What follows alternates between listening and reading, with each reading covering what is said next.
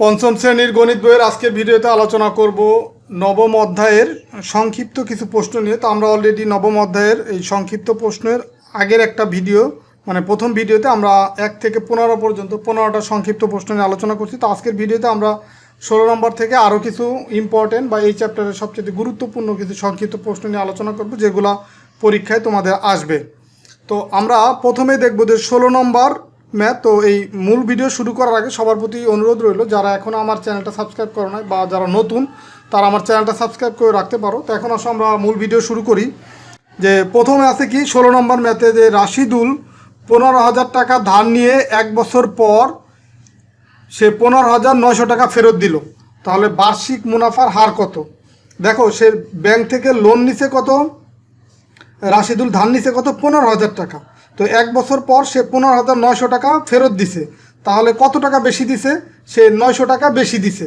তার মানে বার্ষিক মুনাফার হার বা বার্ষিক যে সুদের হার সেটা কত?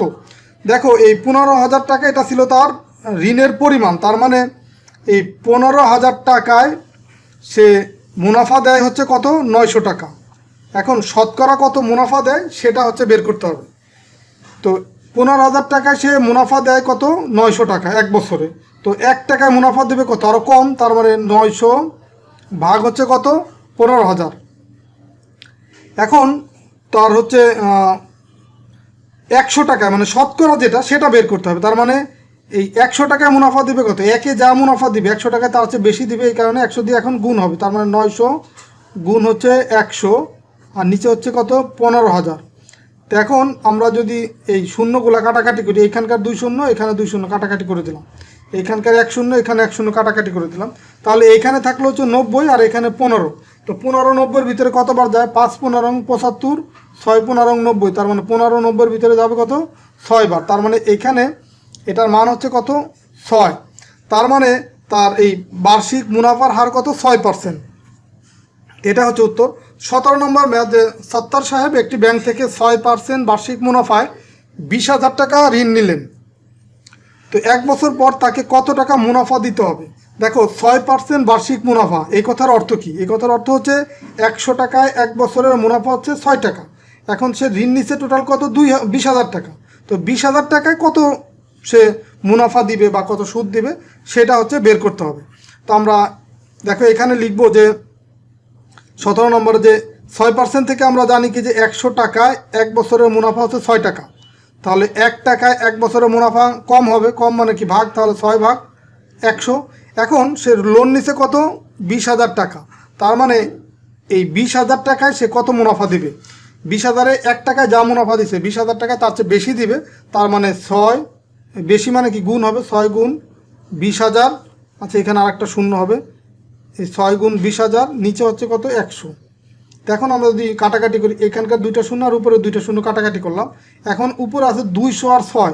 তো এটা যদি আমরা গুণ করি, 6 দুগুণ হয় কত, 12, আর এই যে 2টা শূন্য সেটা যদি বসাই, তার মানে 20,000 টাকায় 1 বছরে তাকে 1200 টাকা মুনাফা দিতে হবে। এই দেখো 1200 আছে, এটা হচ্ছে উত্তর। এই 18 নম্বর ম্যাথ দেখো, জিকরগাছা থানায় মোট জনসংখ্যা কত, 12,000 জন। মানে মোট জনসংখ্যা একটা থানায় কত, 12,000। তার মধ্যে শতকরা 85% লোক শিক্ষিত। শিক্ষিত লোকের সংখ্যা নির্ণয় করো। মানে এই 85% শিক্ষিত মানে হচ্ছে 100 জনের ভিতরে শিক্ষিত হচ্ছে কতজন, 85 জন। এখন এই 12,000 জনের ভিতরে শিক্ষিত কত সেটা বের করতে হবে। তো দেখো আমরা এখানে লিখব 85% থেকে আমরা জানি যে 100 জনের ভিতরে শিক্ষিত কত, শিক্ষিত হচ্ছে 85 জন। তো সুতরাং 1 জনের ভিতরে শিক্ষিত কত হবে, কম, কম মানে কি ভাগ, 85 ভাগ 100। এখন টোটাল জনসংখ্যা ছিল 12,000, তো 12,000-এর ভিতরে শিক্ষিত কতজন, 12,000 জনের শিক্ষিত, 1 জনের ভিতরে যা শিক্ষিত 12,000-এ শিক্ষিত তার চেয়ে বেশি হবে, তার মানে এখন 12,000 গুণ হবে নিচে কত, 100। তো দেখো এই টাইপের ম্যাথগুলা, এই অতি সংক্ষিপ্ত বা সংক্ষিপ্ত এই ম্যাথগুলা তোমরা কিন্তু এইভাবে যদি আমি যে টান দিয়ে করছি তোমরা করলে কিন্তু তোমাদের লিখে করতে হবে যে 100 জনের ভিতরে শিক্ষিত 85 জন, এইভাবে লিখে করতে হবে। তো এখন যদি আমরা কাটাকাটি করি, এই 2 শূন্য আর এই 2 শূন্য কাটাকাটি করে দিলাম, তার মানে এখানে থাকলো 85 আর 120। তো এটা যদি আমরা গুণ করি, দেখো এটা যেহেতু একটু বড়, আমি গুণটা এখানে করে দেখাচ্ছি যে 120 গুণ করবো কত দিয়ে 85 দিয়ে। তো 85 দিয়ে শূন্যকে গুণ করলে 0, আর 2কে 5 দিয়ে গুণ করলে 5 দুগুণে 10-এর 0, হাতে আমার 1, 5 অক্ষে 5 আর 1 6। তো এখানে একটা 0 দিয়ে ফিল আপ করলাম, দেন 8 0 0, 8 দুগুণে 16 6, হাতে আমার 1, 8 অক্ষে 8 আর 1 9। তো এখন যদি আমরা যোগ করি 0 0 6 আর 6 12 2, হাতে 1, 1 আর 9 কত 10, তার মানে 10,200 জন। তো এখন দেখো টোটাল জনসংখ্যা ছিল কত, এখানে 12,000। তো 12,000 জনের ভিতরে তাহলে শিক্ষিত কত, 10,200 জন। এই 85% থেকে কিন্তু আমরা এই 10,200 জন বের করলাম। তো এরপরে দেখো 19 নম্বর যে ম্যাথ, কোনো পরীক্ষায় 92% শিক্ষার্থী প্লাস পায়। তো 1242 জন এ প্লাস পেলে মোট শিক্ষার্থীর সংখ্যা কত। দেখো 92% এ প্লাস পায়, তার মানে 100 জনের ভিতরে এ প্লাস পায় কতজন, 92 জন। এখন এই কথাটাকে উল্টায় লিখবো, আমাকে এখানে বের করতে বলছে মোট শিক্ষার্থী বের করতে বলছে, আর এইখানে এ প্লাস পাইছে কতজন, 1242 জন। তো 92% থেকে এই কথাটা উল্টায় লিখবো যে 92 জন এ প্লাস পায় কতজনে, 100 জন ছাত্রের ভিতরে। সুতরাং একজন এ প্লাস পায় কতজনের ভিতরে, 101 জন এ প্লাস পাবে তার চেয়ে আরও কম সংখ্যক ছাত্রের ভিতরে, তার মানে 100 ভাগ হচ্ছে 92। এখন এ প্লাস পাইছে কতজন, 1242 জন। তো 1242 জন এ প্লাস পাবে কতজন ছাত্রের ভিতরে, এখানে হবে তোমার 100 গুণ হচ্ছে কত, এই 1242, নিচে আসবে কত, 92। তো এখন এটা যদি আমরা কাটাকাটি করি তাহলে দেখো কত আসে এটা। দেখো এটা যেহেতু একটু বড়, তো ভাগটা আলাদা করে দেখাই। এই 100 দিয়ে যদি 1242কে গুণ করি তাহলে দেখো এই 2টা শূন্য বাদ দিয়ে 1 দিয়ে গুণ করলে 1242ই পাবো, 1242, আর এই বাদ দেওয়া 2টা শূন্য লাস্টে বসাই দেবো। এটাকে ভাগ করবো কত দিয়ে, 92 দিয়ে। তো 92 112-র ভিতরে যায় না, তার মানে আরেকটা অঙ্ক, মানে 124কে চিন্তা করলে 124-এর ভিতরে তোমার 92 যাবে হচ্ছে একবার।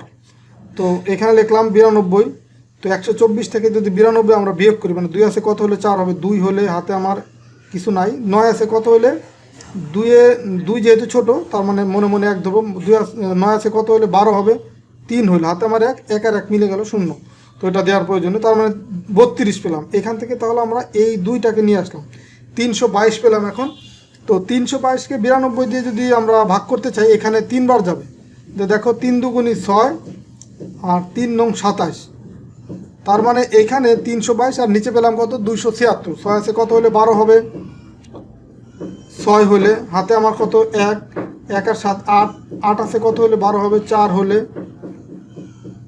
হাতে আমার 1, 1 আর 2 3, 3 3 মিলে গেল 0, তার মানে 46 পেলাম এখানে। তারপরে এইখান থেকে আরেকটা শূন্য এখানে নামাই নিয়ে আসবো, 460।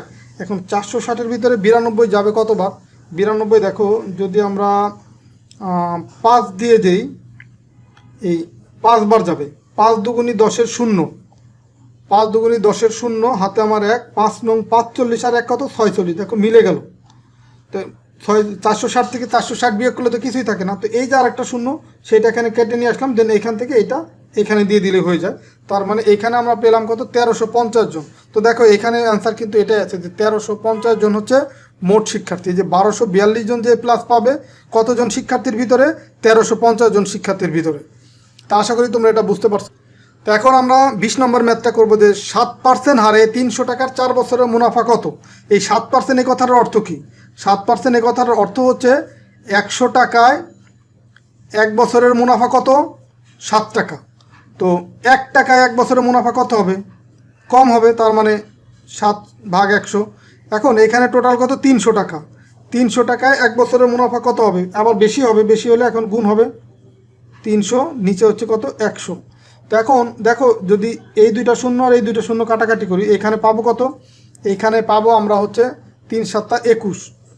আচ্ছা 21 এটা কয় বছরের মুনাফা, 1 বছরের মুনাফা। এখানে বের করতে বলছে 4 বছরের মুনাফা। তো 1 বছরে যদি 21 টাকা মুনাফা হয়, 4 বছরে 4 গুণ বেশি হবে, তার মানে 21 গুণ হচ্ছে 4, এটা ক্যালকুলেশন করলে এই 84 হবে। তার মানে 7% হারে 300 টাকায় 4 বছরের মুনাফা হবে কত, 84 টাকা। দেখো এটা এই যে অ্যান্সারটা এই যে এখানে দেওয়া আছে, এই যে 84 টাকা। তো এখন দেখো আমরা পরের যে ম্যাথগুলো আছে সেগুলো সমাধান করব। এই 21 নম্বর যে ম্যাথটা আছে, খেয়াল করো 21 নম্বর ম্যাথে কী দেওয়া আছে, যে 21 নম্বর যে কিছু কলম 50 টাকায় ক্রয় করে 46 টাকায় বিক্রয় করলে শতকরা কত লাভ হলো, ক্ষতি হলো। দেখো 50 টাকা সে কিনছে, বিক্রি করছে 46 টাকা, তার মানে 50 টাকা মূলধন সে ইনভেস্ট করে তার লস হয়েছে 4 টাকা। তার মানে আমরা লিখতে পারি যে 50 টাকায় লস হয়েছে কত বা ক্ষতি হয়েছে 4 টাকা। 1 টাকায় ক্ষতি হবে কত, কম হবে আরও, তার মানে 4/50। এখন শতকরা ক্ষতির পরিমাণ বের করতে বলতে, তো তার মানে 100 টাকায় ক্ষতি হবে কত, আরও বেশি হবে। 1 টাকায় যা হবে 100 টাকায় তার চেয়ে বেশি, তার মানে এই 100 দিয়ে গুণ করতে হবে। এখন 4 গুণ 100, নিচে হচ্ছে 50, 50 100-এর ভিতরে যাবে 2 বার, তো 4 দুগুণে কত হয় 8। তার মানে 100 টাকায় তার ক্ষতি হয় কত, 8 টাকা, মানে শতকরা ক্ষতি হবে 8 টাকা। তো এরপরে 22 নম্বর ম্যাথটা দেখো যে কিছু ডিম 50 টাকায় ক্রয় করে 55 টাকা বিক্রয় করলে, তো শতকরা কত লাভ হবে। দেখো এখন কিন্তু আবার লাভ হয়েছে, 50 টাকা সে কিনছে, বিক্রি করছে 55 টাকা, তার মানে 50 টাকায় লাভ হয়েছে 5 টাকা। তো 50 টাকায় যদি 5 টাকা লাভ হয়, তাহলে 5 টাকা কেন লাভ হলে, যে সে 5 টাকা বেশি বিক্রি করলো, তার মানে 50 টাকা লাভ হয়েছে কত, 5 টাকা। এখন তাহলে 100 টাকায় লাভ হবে কি, এর ডাবল লাভ হবে। 50 টাকায় যা লাভ হবে 100 টাকায় তার চেয়ে ডাবল, তার মানে 100 টাকায় লাভ হবে। 50 টাকায় যদি 5 টাকা লাভ হয়, 100 টাকায় 10 টাকা লাভ হবে। সহজেই বোঝা যায়, এটা লেখার দরকার নেই। তো এরপরে দেখো 23 নম্বর ম্যাথ। 23 নম্বর ম্যাথে কী আছে যে আরও কিছু সাধারণ প্রশ্ন আছে। এটা ম্যাথ মানে এটা হচ্ছে সংজ্ঞামূলক কিছু প্রশ্ন। যেমন আছে যে ক্রয় মূল্য অপেক্ষা বিক্রয় মূল্য বেশি হলে কি হয়, ক্রয় মূল্য অপেক্ষা বিক্রয় মূল্য বেশি। যেমন ধরো যে এই ম্যাথটাই দেখো, এই যে মাত্র যে ম্যাথটা করলাম, যে ক্রয় মূল্য ছিল 50 টাকা, বিক্রয় মূল্য হচ্ছে 55 টাকা, তার মানে এখানে কি লাভ হয়েছে না 5 টাকা। তার মানে ক্রয় মূল্য অপেক্ষা বিক্রয় মূল্য বেশি হলে লাভ হয়। মানে যখনই আমরা একটা জিনিস যে দামে কিনবো তার চেয়ে বেশি দামে সেল করব, তখনই হচ্ছে লাভ হবে। আর যদি আমরা যে দামে কিনবো তার চেয়ে কম টাকায় যদি বিক্রি করি, তাহলে তখন লস হবে। তার মানে এটা হবে লাভ। আর লাভ ও ক্ষতি কিসের উপরে হিসাব করতে হয়, হিসাব করা হয়, লাভ এবং ক্ষতি হিসাব করা হয় তোমার সবসময় ক্রয় মূল্যের উপর। লাভ ও ক্ষতি ক্রয় মূল্যের উপর হিসাব করতে হয়, যে ক্রয় মূল্য বেশি না কম। ক্রয় মূল্য যখনই বিক্রয় মূল্যের চেয়ে বেশি হবে, তখন হচ্ছে লস হবে, আর যখন ক্রয় মূল্য কম হবে বিক্রয় মূল্যের তুলনায়, তখন হবে লাভ হবে। তা আসল নির্ণয়ের সূত্রটা কি, তা আসল নির্ণয়ের সূত্র দেখো, আমরা একটা সূত্র শিখে আসছিলাম যে মুনাফা, বার্ষিক মুনাফা ইকুয়াল ছিল কি, সূত্রটা ছিল আসল গুণ হচ্ছে মুনাফার হার, মুনাফার হার বাই হচ্ছে 100। তো এখান থেকে যদি আমরা আসল বের করতে চাই, তার মানে এই আসলটা যদি আমরা বের করতে চাই, এই মুনাফা গুণ 100 হয়ে যায়। দেখো এই যে এখানে মুনাফা গুণ 100, আর নিচে চলে আসে এই মুনাফার হারটা, এই মুনাফার হারটা নিচে। আর এটা ছিল কি বার্ষিক মুনাফার ক্ষেত্রে সূত্র। তো বার্ষিক কথাটা যদি তুলে দেই, তাহলে তোমার এই এই মুনাফার হারের সাথে সময়টা গুণ হয়। তার মানে এই মুনাফার হার আর সময় দেখো নিচে চলে যায়। আমরা যদি এখানে বার্ষিক কথাটা উল্লেখ করি, তখন কিন্তু সময় আসবে না। যখনই আমরা শুধু মুনাফা লিখব, তখন এখানে এই সময়টা এখানে আসবে। তো 26 নম্বর প্রশ্নটা কি, যে শতকরা কি। শতকরা হচ্ছে একটা ভগ্নাংশ। শতকরা কি, শতকরা একটি ভগ্নাংশ প্রতি ক্ষেত্রে যার হর হচ্ছে 100। মানে শতকরা এমন একটা ভগ্নাংশ যে প্রত্যেক ক্ষেত্রে এর হর বা নিচের মান হচ্ছে নির্দিষ্ট, সেটা কত, 100। শতকরা মুনাফার হার বলতে কি বুঝো, এটা ছোট ছোট এই টাইপের প্রশ্ন কিন্তু তোমাদের পরীক্ষায় আসবে। যে শতকরা মুনাফার হার বলতে বোঝায় হচ্ছে 100 টাকায় 1 বছরের মুনাফা। শতকরা মুনাফার হার বলতে কি বোঝায়, 100 টাকায় 1 বছরের মুনাফা। তো 28 নম্বর ম্যাথটা দেখো, এখানে কি আছে যে মুনাফা কি। মুনাফা কি, আসল টাকার অতিরিক্ত যে টাকা ব্যাংক প্রদান করে তা হচ্ছে প্রদত্ত ব্যাংক প্রদত্ত মুনাফা। মানে তা হচ্ছে ব্যাংক প্রদত্ত মুনাফা। ধরো তুমি যদি ধরো তোমার ফ্যামিলি থেকে ব্যাংকে 1 লক্ষ টাকা তোমার জমা রাখলো। তো 1 লক্ষ টাকা রাখলে দেখা গেল যে মাসে কিছু পরিমাণ সে ব্যাংক থেকে তোমাকে ফ্যামিলিকে দেখো লাভ দিবে। হয়তো ধরো সে 1000 টাকা দিল 1 বছর মানে 1 মাস পরে। তাহলে এই 1000 টাকা এটাই হলো মুনাফা। তার মানে আসল টাকার অতিরিক্ত যে টাকা ব্যাংক প্রদান করে, মানে তোমার ফ্যামিলি যে 1 লক্ষ টাকা ব্যাংকে রাখলো, সে 1 লক্ষ টাকা কিন্তু নির্দিষ্ট থাকবে ব্যাংকে। তো বাট প্রত্যেক মাসে সে অতিরিক্ত ব্যাংক থেকে 500 হোক, 700 হোক বা 1000 হোক, যে টাকাটা অতিরিক্ত দিবে ব্যাংক থেকে, সেটাই হচ্ছে মুনাফা। আবার ব্যাংক থেকে যখন তুমি লোন তুলবা, তখনও কিন্তু ব্যাংকে একটা মুনাফা তোমাকে দিতে হবে। ব্যাংক নির্দিষ্ট করে দেয় যে যদি আপনি 8%, ধরুন 8% মুনাফা, তার মানে 100 টাকায় 1 বছরে 8 টাকা ব্যাংকে বেশি দিতে হবে। তো এইভাবে ব্যাংক থেকেও যদি তুমি টাকা তুলো সেই ক্ষেত্রে ব্যাংকে লাভ বা মুনাফা বা ব্যাংকে সুদ দিতে হয়, বা তুমিও যদি ব্যাংকে টাকা রাখো সেই ক্ষেত্রে ব্যাংক তোমাকে কিছু মুনাফা বা কিছু লাভ বা কিছু সুদ তোমাকে দিবে। তো মুনাফা নির্ণয়ের সূত্রটা কি? এই যে আমরা আগের যে সূত্রটা লিখলাম এটাই হচ্ছে মুনাফা নির্ণয়ের সূত্র। দেখো এইখানে যে মুনাফা বার্ষিক কথাটা তুলে দিই, তার মানে মুনাফা, সে মুনাফা নির্ণয়ের সূত্রটা কি? আসল গুণ মুনাফার হার গুণ সময়। দেখো এখানে তাই আছে যে আসল গুণ, এই হার মানে হচ্ছে মুনাফার হার, গুণ হচ্ছে সময়, আর নিচে থাকবে 100। তো এই আসলটা এইখানে থাকা যে কথা, বা এই মুনাফার সাথে যদি উপরের এই ভ্যালুগুলোর সাথে গুণ করে দিই একই কথা। তো এরপরে দেখো 30 নম্বর যে প্রশ্ন, লাভ ও ক্ষতি কিসের উপরে নির্ভর করে? লাভ ও ক্ষতি ক্রয় মূল্যের উপরে নির্ভর করে। লাভ ও ক্ষতি কিসের উপরে নির্ভর করে? ক্রয় মূল্যের উপরে নির্ভর করে, লাভ এবং ক্ষতি। 31 নম্বর কি? বার্ষিক 7% মুনাফার অর্থ কি? তো বার্ষিক 7% হোক বা যত পার্সেন্টই হোক, বার্ষিক মুনাফা মানেই বোঝাবে 100 টাকায় 1 বছরের মুনাফা। মানে এখানে 7 থাকলে 100 টাকা 1 বছরের মুনাফা কত? 7 টাকা। এখানে যদি 10 থাকে তাহলে 100 টাকা 1 বছরের মুনাফা 10 টাকা। এখানে যদি 15 থাকে, 15% যদি হয়, তার মানে 100 টাকা 1 বছরের মুনাফা 15 টাকা। আবার 5% ক্ষতি কথাটার অর্থ কি? 5% ক্ষতি কথাটার অর্থ হচ্ছে ক্রয় মূল্য 100 টাকা হলে বিক্রয় মূল্য হবে 5 টাকা তার চেয়ে কম, 95 টাকা। 5 টাকা কম মানে কি? 100 টাকা থেকে 5 টাকা কম মানে 95 টাকা। আবার যদি ক্ষতি 10% ক্ষতি হয়, তার মানে 100 টাকা যদি ক্রয় মূল্য হয়, বিক্রয় মূল্য হবে কত? 100 মাইনাস 10 মানে 90 টাকা। তার মানে যত পার্সেন্ট ক্ষতি মূলধন থেকে ওই টাকাটা সে কমে তাকে বিক্রয় করতে হবে, বা বিক্রয় মূল্য মূলধন থেকে অত টাকা কম হবে। তো যাই হোক, আমরা এই আজকের ভিডিওর মাধ্যমে সংক্ষিপ্ত আরও প্রায় 16টা ম্যাথ আমরা করে দিলাম। তো সংক্ষিপ্ত টোটাল আমরা 1 থেকে 32টা প্রশ্ন সমাধান করলাম। আবার তোমার বহু নির্বাচনী প্রশ্ন, সেটাও আমরা 33টা বহু নির্বাচনী প্রশ্ন সমাধান করছি। তো 32 আর 33 টোটাল এখানে 65টা প্রশ্ন তোমাদেরকে সমাধান করে দিলাম। তো তোমরা যদি ভালোভাবে এই 65টা প্রশ্ন সমাধান ভিডিও দেখে থাকো, বা এই ভিডিওগুলো দেখে যদি যে ম্যাথগুলো করে দিলাম সেগুলো বুঝে থাকো, তাহলে তোমাদের নবম অধ্যায়ের যতগুলা তোমার বহু নির্বাচনী প্রশ্ন আসুক বা সংক্ষিপ্ত প্রশ্ন আসুক বা শূন্যস্থান আসুক, প্রত্যেকটা ম্যাথের সঠিক অ্যান্সার তোমরা দিতে পারবা। তো এটা হচ্ছে এই বহু নির্বাচনী প্রশ্ন বা সংক্ষিপ্ত প্রশ্নের 4 নাম্বার ভিডিও। এর আগে কিন্তু বহু নির্বাচনী প্রশ্নের 2টা ভিডিও আছে, সংক্ষিপ্ত প্রশ্নের আগের একটা ভিডিও আছে, এটা হচ্ছে সংক্ষিপ্ত প্রশ্নের 2 নম্বর ভিডিও।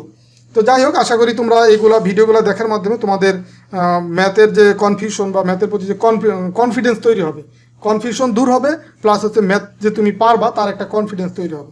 তো যাই হোক, এই ভিডিওগুলো যদি তোমাদের ভালো লাগে তোমাদের সহপাঠীদের সাথে শেয়ার করবা, বা ভিডিওতে লাইক দিয়ে আমার চ্যানেলের সাথেই থাকবা, বা তোমাদের একটা মতামত তোমরা জানাতে পারো। তো ঠিক আছে, সবাই ভালো থাকো, সুস্থ থাকো। কথা হবে পরবর্তী ভিডিওতে। আমরা পরের ভিডিওতে হয়তো ম্যাথের অন্য কোনো টপিক নিয়ে আলোচনা করবো। ওকে, আল্লাহ হাফেজ।